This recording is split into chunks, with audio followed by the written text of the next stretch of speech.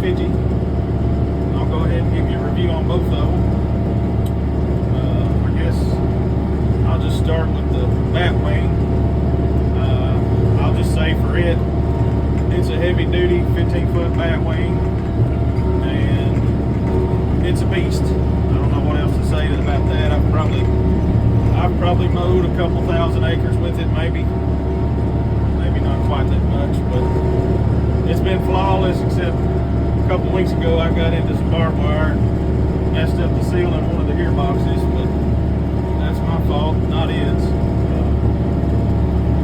Really nothing to complain about on it. It's been a good one. It's, like I said, it is heavy duty.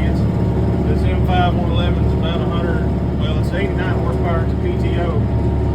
And I will tell you that sometimes this Rhino Batwing is all it wants, especially if you happen to be in something really thick going up a hill. Also, if you notice that shaking, that's why people in East Texas don't like hogs. They will tear up your place overnight. And then the guy like me that has to mow it gets to bounce all over the tractor cab. Anyway, let's move on to the tractor. I don't know what else to tell you about the Batwing. Yeah, like I said, it's a beast. I would buy it again, I guess is the bottom line on it. Alright, so now the tractor. Oh, Lord, I hate hogs. I've got about a little over 1,900 hours on this tractor. I bought it in I can't remember if it was December of 2017 or 2018. I guess it was 2017. Anyway, it really doesn't matter. The point is, it's got about almost 2,000 hours on it. Now, I recommend the tractor. At first, I was wondering, because it did have some def header issues. About 5 times it went to the shop for something related to the def header. But that was with the first 500 or so hours, maybe 750. I mean, I'll say that I've had over 1,000 hours now of it. It's been flawless as far as the tractor goes since then. And if we could get the government out of the tractor business, we wouldn't have had that problem. That's a separate video, I guess. I will say that the seat needs a little more thicker cushion, or not cushion, but cover. It's not necessarily uncomfortable, but I've about worn through the fabric on the outside of the seat cover. In fact, it has torn in places. A big chunk is missing out of the seat on one side now. I've got the front end loader, obviously, well, maybe not obviously, you can't see it from that view. It does have a front end loader. I pull a 15-foot Batwing, as I've already said. I got it on here today. I've also used it to cut hay. I got a 10.5-foot chrome, whatever it is, DTM 323 or something like that, whatever. And it runs it fine. I've got mostly I just bought a Kubota mailer. BB 4580.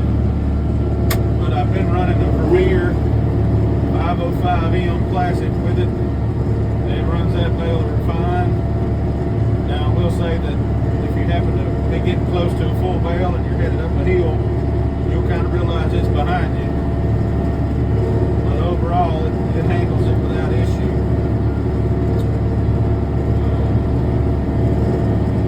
I did have, when I first got the tractor, all 4 cylinders on the front end loader. I had to take it to the shop and they all had to be repacked and fixed. That was within probably 50 hours of owning it. Since then, hadn't had any issues with that. Let's see, I also have a 7-foot land plane that I pull sometimes. Of course, it does that without any issues too. I don't know, I think the tractor weighs, I do have fluid in the tires, and the tractor, I believe, without the fluid weighs, but the tractor's front end loader weighs about 9,000, I think, that somewhere. And maybe that's with the fluid. I'm not sure exactly. I will say that there are occasions, even with the fluid in the tires, that moving 2 bales of hay on the front, especially those, I make a 5x5 bale, and I don't know what they weigh. I've never weighed one of them, but I can tell you that they're not light. And 2 of them on the back of the tractor. If you're on any kind of an incline, you can have some trouble getting traction. So I will say that about it. It can be light, but that's pretty common among Kubota tractors across the board, I believe. At least that's what I hear. Now this is my second Kubota tractor. I had a M5. Sorry, this is the M5. I had an M6040 open station 4-wheel drive. I traded it or sold it to buy this one, and I should have bought this one to start with, because then I'd have a 100 horsepower cab tractor without all that government mandated stupidity on it. But anyway, the other tractor was a good tractor too. I know where it's at. I haul hay for the guy that owns it. Sometimes I still operate that tractor, and it's got less hours on it now than what this one has. It's only got about 1,500 hours on it now, even. But anyway, I know this is 7 minutes of me just rambling on, and if you hung around this long, I appreciate you staying and listening. This is not me trying to convince you that you should buy this tractor or not. I'm just telling you my experience with it. Overall, it's been a good machine, and I would not hesitate to buy it again.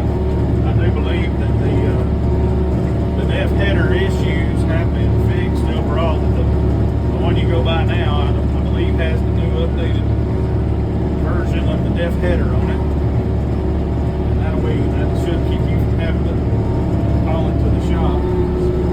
Like I said, this one did have to go 5 or 6 times, 4 or 5 times anyway, before they finally got it worked out. It is working out. And the only other thing that happened to it, and it was kind of my fault, not my fault, I guess, but I was cutting hay in a field I'd never been in before.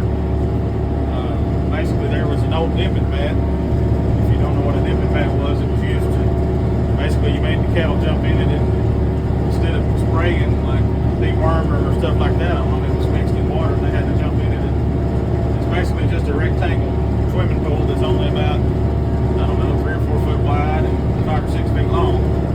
But anyway, there was one of those in the field, and I didn't know it was in there, and I ran this tractor off in it at 5.5 miles an hour. Fortunately, I was going parallel to the dipping pad and not coming perpendicular, because if I'd been coming perpendicular to it, I think it'd have killed me, because it broke I'm pretty sure it broke my tailbone. I never went to the doctor, but at least the pain told me that. And anyway, ended up doing about $7,000 worth of damage to the tractor, because when the tire went off in that dipping pad, the fuel tank just landed on the ground, and the weight of the tractor was on the fuel tank, and all of that stuff compressed up into the def header, or not, maybe not the header, but the def system at least. Pancaked the fuel tank, bent brackets.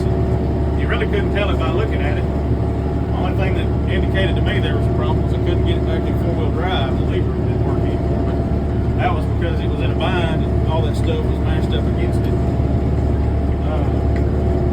Anyway, that, like I said, that wasn't the fault of the tractor itself. It was just something that happened. We did fill in that dipping pad though when I got the tractor out of it.